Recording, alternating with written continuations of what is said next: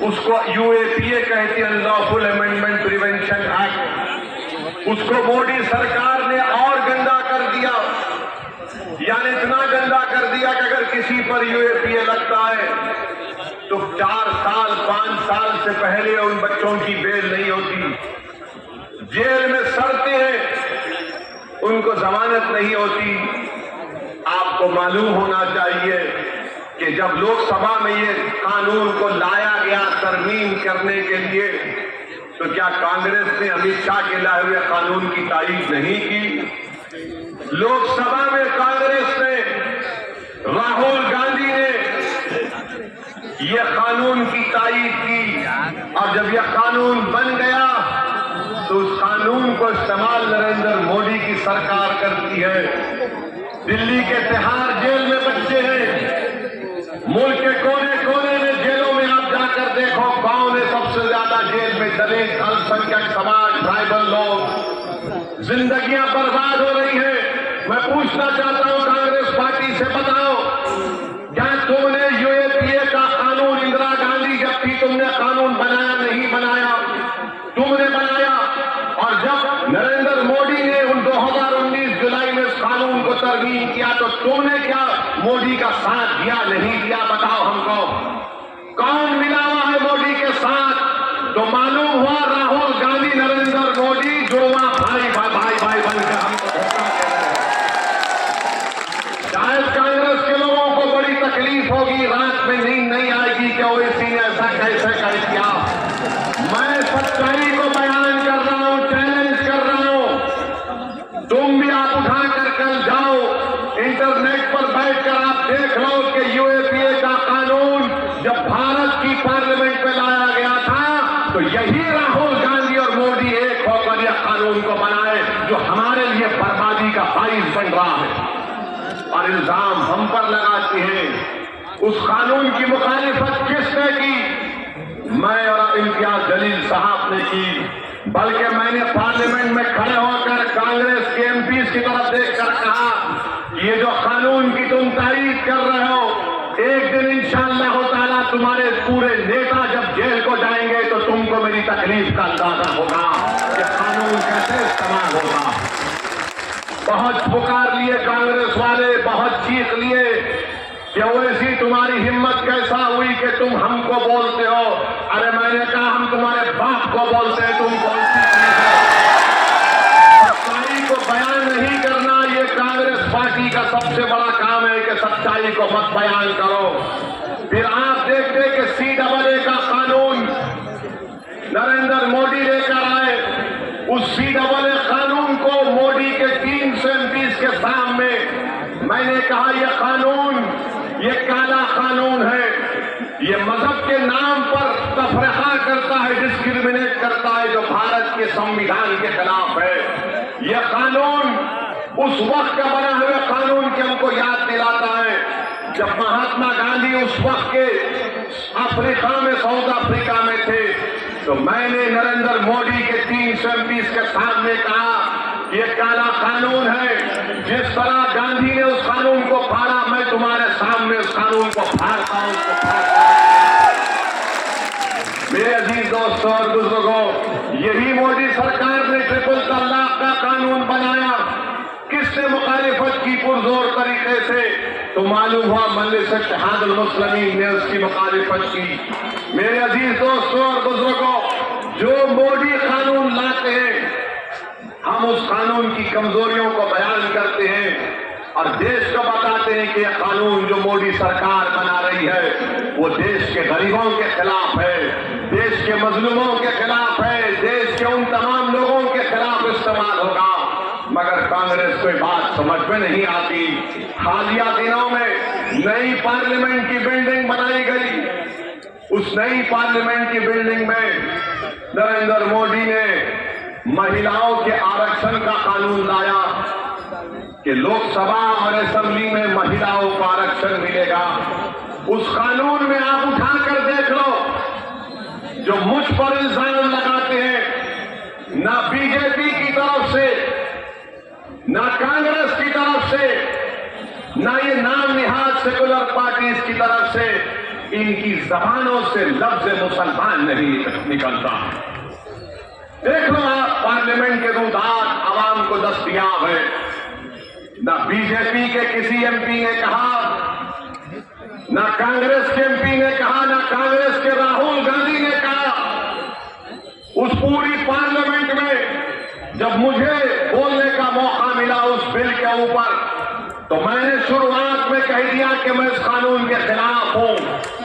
तो बीजेपी और कांग्रेस के लोग पुकारना शुरू कर दिए, तुम महिला विरोधी हो। मैंने कहा मैं महिला विरोधी नहीं हूं। मैं कैसे महिलाओं का विरोध कर सकता हूं जब मुझे हमारे बाप ने और मेरी मां ने सिखाया कि तुझे अगर जन्नत जाना है तो मां के पैरों के नीचे जन्नत है। मैं कैसे महिलाओं का खिलाफ हो सकता हूं जब मेरे पास मेरी पार्टी में कई महिला कारपोरेटर हैं। फिर उसके बाद मैंने कहा कि मैं क्यों इसका खिलाफ हूं, बताता हूं। तुम आरक्षण दे रहे इसलिए कि जो नहीं है पार्लियामेंट में, इस पार्लियामेंट में अगर सबसे कम है तो अल्पसंख्यक समाज के मुसलमान हैं। मैंने आगाज ये डेटा दिया कि जितने 560 या 520 महिला एमपी अब तक हुई हैं, उसमें से सिर्फ 22 या 23 मुस्लिम महिला एमपी हुई हैं। मैंने कहा कि क्या इस भारत की पार्लियामेंट में, हमारी देश की सबसे बड़ी पंचायत से मुस्लिम महिला नहीं आना चाहिए? देश के प्रधानमंत्री से मैंने कहा कि आप तो अपने आप को ओबीसी का नेता मानते हैं। आप कहते हैं कि मैं बैकवर्ड क्लास का नेता हूं, मैं रेलवे स्टेशन पर चाय बेच कर आया हूं। हमने उनसे पूछा, मोदी जी तो फिर क्या ओबीसी समाज की महिलाओं को नहीं लाना चाहेंगे पार्लियामेंट में? आप पूरे पार्लियामेंट में सन्नाटा हो गया। ये इसने कौन सी ऐसी नई बात कर दी? हम नई बात नहीं कर रहे, सच्चाई को बयान कर रहे। आखिर वक्त तक पार्लियामेंट में हमने लड़ा, वोटिंग करवाई, और हमारे लोकसभा के स्पीकर जनाब ओम बिरला साहब हैं, वो मुझे बोलने का मौका भी देते हैं। तो जब मैंने उस कानून की तरमीम का अमेंडमेंट मूव किया, तो ओम बिरला स्पीकर साहब ने कहा कि ओवैसी तुम मूव करोगे? मैंने कहा मैं मूव कर रहा हूं। तो स्पीकर साहब ने कहा कि आपके साथ कोई नहीं है। मैंने कहा मेरे साथ अल्लाह है, अल्लाह देख रहा है। मेरे अजीज दोस्तों, पूछो इन कांग्रेस और बीजेपी वालों से, क्यों तुम आरक्षण उन लोगों को नहीं देना चाहते जिनकी कोई नुमाइंदगी पार्लियामेंट में नहीं है? मगर ये लोग इल्जाम लगाएंगे, बड़ी बड़ी बातें करेंगे। मेरे अजीज दोस्तों और बुजुर्गों, मैं आपको बताना ये चाह रहा हूं कि हमारे देश में खौफ और नफरत का माहौल है। इस नफरत को और खौफ को अगर दूर कैसे किया जा सकता है?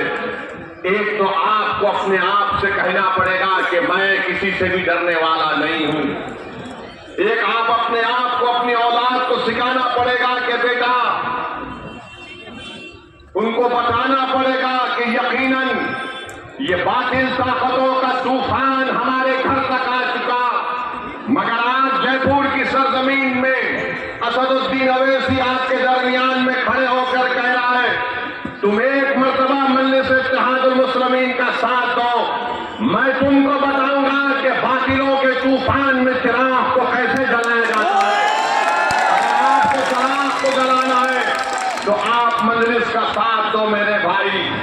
याद रखो, डर कर किसी पार्टी को देने से आपका मुस्तकबिल अच्छा नहीं होगा। डर कर किसी पार्टी के कैंडिडेट को देने से आपके महल्ले में, आपके इलाके में विकास का काम नहीं होगा। डर कर किसी को देने से आपके नाले का काम नहीं होगा। डर कर किसी को देने से आपके इलाके में अस्पताल नहीं बन जाएगा। अरे उम्मीद की बुनियाद पर वोट डालो और अपने आप से कहो कि मैं इंसानों से डरने वाला नहीं हूं, मैं इक़्तिदार की कुर्सियों पर बैठने वाले चीफ मिनिस्टर से डरने वाला नहीं हूं, मैं मेयर की कुर्सी पर बैठने वालों से डरने वाला नहीं हूं, मैं वज़ीर आज़म से नहीं डरने वाला हूं, मैं उससे डरने वाला हूं जिसने जमीन आसमान को बनाया, जिसने सूरज को बनाया। इसलिए मेरे अजीज दोस्तों और बुजुर्गों, जब हम ये भाषण में कहते हैं, इन तमाम को पेट में दर्द शुरू हो जाता है। देखो ये क्या बोल रहा है, क्या क्या बोल रहा है। अरे मैं जो कुछ बोल रहा हूं संविधान के दायरे में कर बोल रहा हूं, मैं कोई नई बात नहीं कर रहा हूं। मेरे अजीज दोस्तों और बुजुर्गों, राजस्थान में आपको अपने आप में तब्दीली पैदा करना पड़ेगा।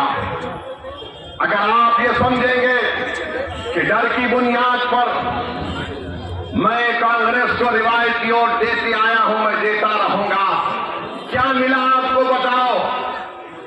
आपने कांग्रेस का साथ दिया तो आपको क्या मिला? हाँ, कांग्रेस में जितने बड़े बड़े नेता हैं, वो नेता जो राजपूतों की नुमाइंदगी करते उनको फायदा हुआ, वो नेता जो जाटों की नुमाइंदगी करते उनको फायदा हुआ, वो नेता जो गुज्जरों की नुमाइंदगी करते उनको फायदा हुआ, मगर आपको दलितों को क्या फायदा हुआ बताओ? कुछ फायदा नहीं हुआ। आपको सिर्फ दिल फरेब वादे मिले, आपको बड़ी बड़ी मीठी मीठी बातें मिली, इफ्तार की दावत मिली, रोजा आप और हम रहते 16 घंटे का, ये मेरा खजूर भी अपने मुंह में डालकर घर को चले जाते। बताओ फिर